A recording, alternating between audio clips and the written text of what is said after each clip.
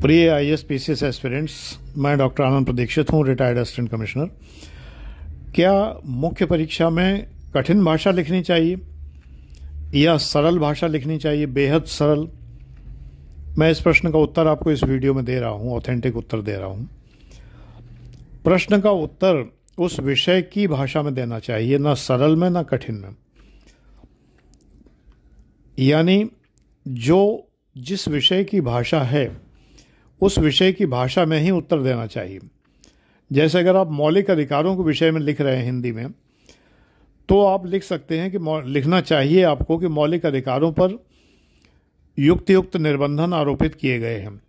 तो ये जो युक्तियुक्त निर्बंधन है, ये कठिन भाषा नहीं है, ये संविधान की भाषा है और संविधान की यही भाषा है। डी बसु की पुस्तक में जो भाषा है वही संविधान की भाषा है, सुभाष कश्यप में जो भाषा है वही संविधान की भाषा है। आपको उसी भाषा का प्रयोग करना है। अति सरल भाषा प्रयोग करेंगे तो आप अपनी बात कह नहीं पाएंगे, और इससे ज़्यादा कठिन और भाषा का क्या प्रयोग करेंगे? युक्तियुक्त निर्बंधन आरोपित किए गए। युक्तियुक्त निर्बंधन की सरल भाषा नहीं हो सकती, है ना। इसका मीनिंग क्या होता है? युक्तियुक्त मतलब अंग्रेजी में अगर लिखना हो तो reasonable restrictions have been imposed on the fundamental rights. तो रीजनेबल रेस्ट्रिक्शन यानी जो उचित हैं वो रोक टोक लगाई गई हैं। तो क्या आप रोक टोक लिखेंगे?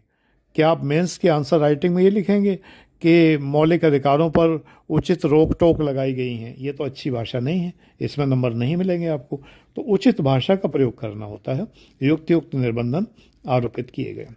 भूगोल में अगर आप देखेंगे तो जो अपरदन से आकृतियां बनती हैं उनके नाम बड़े ही कठिन हैं, हिंदी में भी और अंग्रेजी में भी बड़े ही कठिन नाम हैं।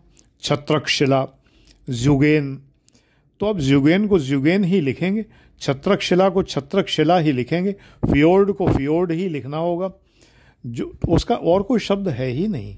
अब उसको आप कहें कि वो कठिन भाषा है, तो वो कठिन भाषा नहीं है, वो विषय की भाषा है। इसको कहते हैं जार्गन, JARGON, जार्गन। टेक्निकल भाषा को जार्गन कहते हैं। तो जार्गन में ही उत्तर देना होता है।